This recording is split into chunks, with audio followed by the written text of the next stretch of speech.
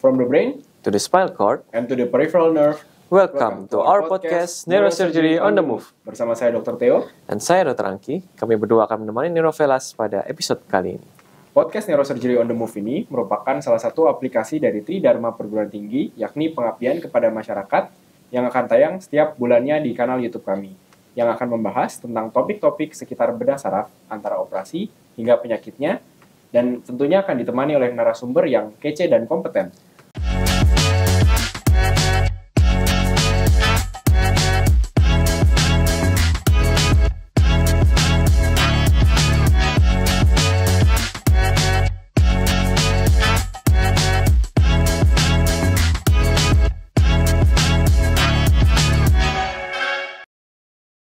Pada episode kali ini, kita akan bahas mengenai cedera kepala pada olahraga dan tentunya akan ditemani oleh pakar di bidang neotrauma, yaitu Dr. Made Gemadhaniswara Maliawan, MCAT Clean SPBS, yang merupakan salah satu staf dari program studi spesialis bedah saraf Fakultas Kedokteran Universitas Udayana. Selamat siang, Dokter. Selamat Kita kembali pada acara Neurosurgery on the Move kali ini. Oke, selamat siang semua.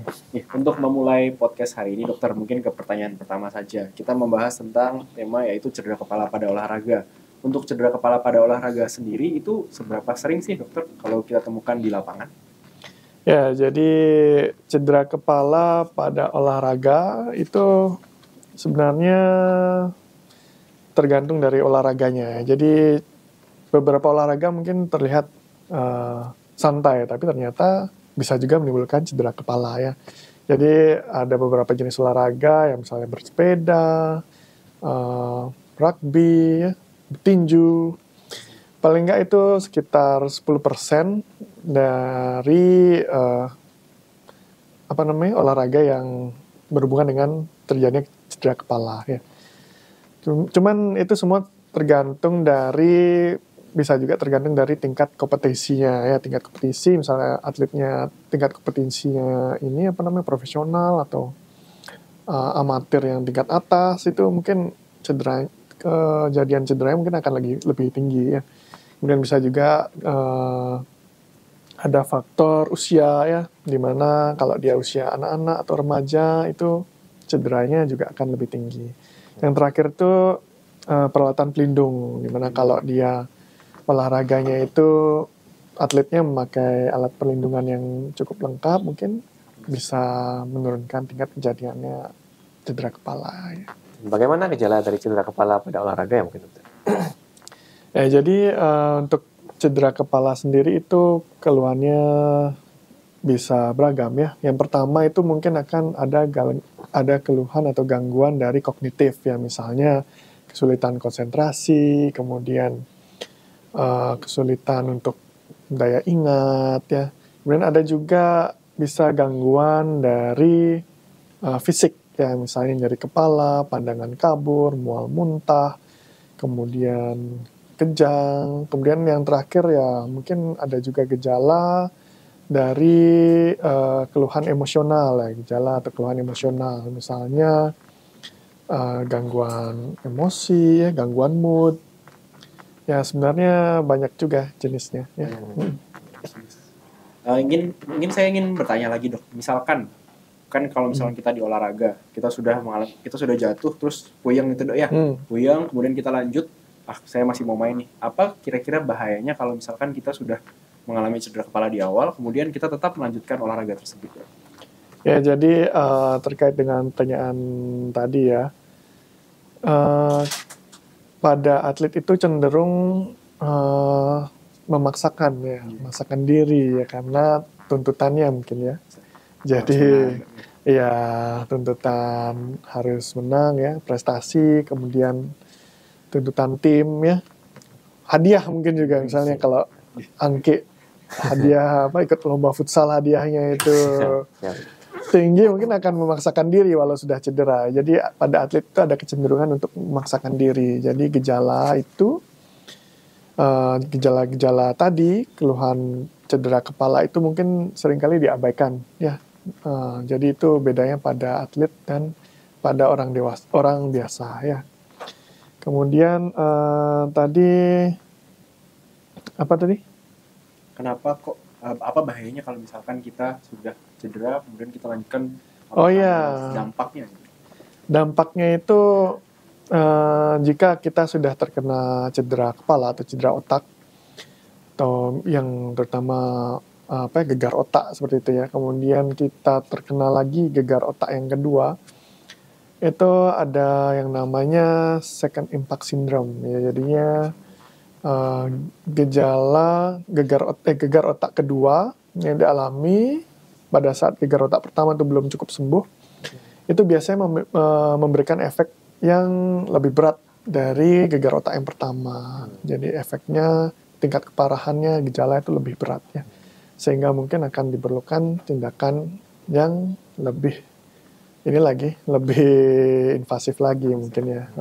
Selain diagnostik dulu ya. Bahaya betul ya kalau kita melanjutkan bermain meskipun kita sudah kena gegar otak di awal tuh. Iya benar. Kita istirahat. Jadi penting sekali memang untuk selalu tersedia tim kesehatan ya, mungkin dari suatu event itu, di mana memang sudah benar-benar terlatih ya, dan biasanya mereka juga memiliki scoring atau penilaian ya kepada para atlet nantinya yang bisa dinilai oleh para dokter ya, apakah dia itu memang masih layak untuk melanjutkan pertandingan atau tidak ya. Semua itu tergantung dari pemeriksaan nantinya ya. Jika dia sudah ada gejala, apalagi gangguan penglihatan, gangguan kesadaran, kemudian mual muntah, mungkin akan tidak diizinkan lagi kembali ke pertandingan, ya mungkin akan dibawa ke rumah sakit untuk mendapatkan pemeriksaan. Ya, apakah itu dilakukan pemeriksaan penunjang lebih lanjut ya untuk mencari tahu apa penyakitnya. Waktu cedera kepala pada olahraga sendiri, mungkin kan ada yang mungkin sering terjadi dengan langsung benturan yang kuat sampai pasien tidak sadar. Tapi ada juga mungkin yang pasiennya mengalami benturan yang kecil-kecil, mungkin seperti pada pasien yang olahraga tinju atau olahraga mungkin rugby yang mungkin dia terbentur sedikit kepalanya. Jika pasien tersebut mengalami benturan kepala yang berkepanjangan, apakah mungkin ada efek jangka panjangnya, dokter? Ya, jadi mungkin ada gangguan dari otak ya, gangguan otak yang kronis ya, akibat pada atlet-atlet yang memang sering mengalami benturan di area kepalanya. Jadi efeknya itu bisa membuat dia mengalami gangguan kognitif kronis, kemudian bisa juga dia terjadi amnesia, ya, demensia dini, kemudian bisa juga terjadi Parkinson ya, seperti contohnya Muhammad Ali. Kemudian dia kalau misalnya ada perdarahan di otaknya, bisa juga terjadi perdarahan otak kronis, juga bisa ya. Jadi memang cukup berbahaya ya. Jadi pada olahraga-olahraga yang sering terjadi benturan di bagian kepala, mungkin di sana akan lebih bagus kalau memang pemeriksaan atau screening itu akan dilakukan lebih secara berkala untuk menilai kesehatan dari para atlet nantinya. Atau tidak melanjutkan. Ya. Nah, mungkin saya lanjutkan ke pertanyaan terakhir, Dok ya. Ini untuk mencegah sekaligus menangani, Dok. Kalau misalnya kita menemukan cedera kepala, bagaimana cara kita mencegah cedera kepala dan sekaligus menanganinya kalau misalnya kita temukan di lapangan? Ya, jadi untuk mencegah dulu ya mencegah lebih baik daripada mengobati ya. Jadi yang untuk mencegah yang pertama itu adalah mungkin kita mulai dari latihan dengan teknik yang benar ya. Jadi setelah latihan yang bagus, latihan dengan teknik yang benar mengurangi juga untuk terjadinya cedera ya dari suatu olahraga itu sendiri ya. Yang kedua itu tentunya memakai alat pelindung. Ya, alat pelindung. Jadi masing-masing olahraga itu alat pelindungnya beda-beda ya. Jadi disesuaikan alat pelindung yang lengkap dan sesuai standar. Kemudian ya itu yang benar-benar sesuai standar, yang pokoknya tidak substandar gitu. Yang kedua itu kita harus selalu memastikan diri pada kondisi yang prima atau kondisi yang sehat saat memulai pertandingan atau memulai olahraga itu ya. Jadi pastikan tidak sakit sebelumnya yang ya akan di mana kondisi sakit pasti akan menyebabkan kejadian cedera lebih besar kalau kita tetap melanjutkan. Kemudian kalau sudah terjadi, ya ini kita mulai dari pertolongan pertama dulu tentunya. Jadi yang pertama itu adalah prinsipnya tetap sama, yaitu pertama kita harus mengamankan jalan nafasnya dulu ya. Airway, jadi kita amankan jalan nafas, kemudian sekalian kita amankan untuk tulang lehernya ya. Jadi kemudian dilanjutkan dengan pengamanan breathing ya, pengamanan nafasnya. Kita mulai melakukan evaluasi bagaimana pernafasannya, termasuk bagaimana suara nafas dan lain-lainnya. Kemudian mulai pengamanan penstabilan dari airway, breathing, kemudian sirkulasi ya. Apakah dia ada perdarahan atau tidak ya di organ lain. Kalau mungkin ada perdarahan, mungkin yang pertama kita lakukan ya penghentian perdarahan ya dengan beban tekan ya. Kemudian persiapan untuk dilakukan transport ke center kesehatan. Tapi sebelum itu tetap kita evaluasi juga ya kesadarannya bagaimana ya. Termasuk disability ya. Jadi kita evaluasi apakah dia ada penurunan kesadaran atau enggak ya. Kalau dia penurunan kesadaran, kita cek responnya dengan nyeri, dengan suara, dengan nyeri bagaimana. Kemudian yang terakhir kita jaga dari lingkungannya ya. Jadi misalnya ya kalau dia pada lingkungan yang belum aman ya harus kita amankan dulu ya, secure dulu. Kemudian baru ditandu. Proses tandunya juga harus benar ya, supaya tidak mencederai servikal atau leher.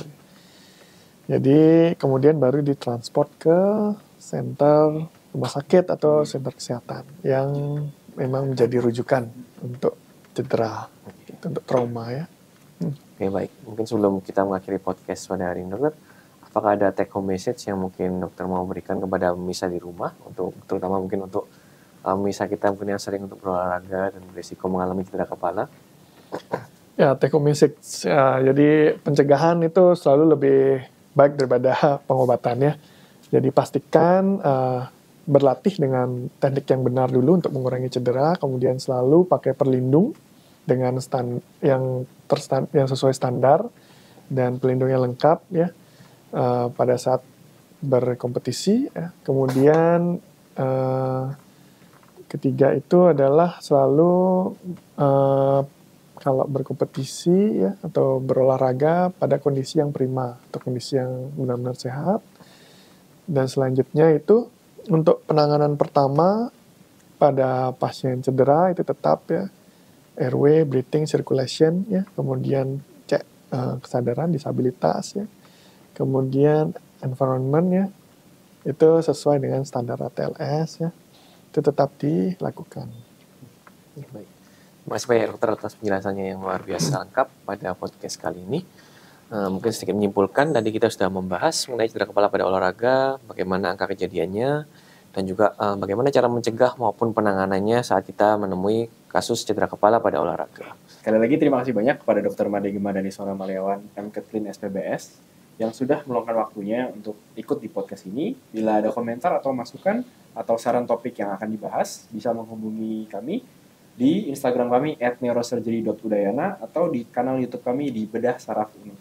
Jangan lupa like, komen, dan subscribe di channel YouTube kami. Lalu untuk podcast Neurosurgery on the Move ini akan tayang setiap bulannya.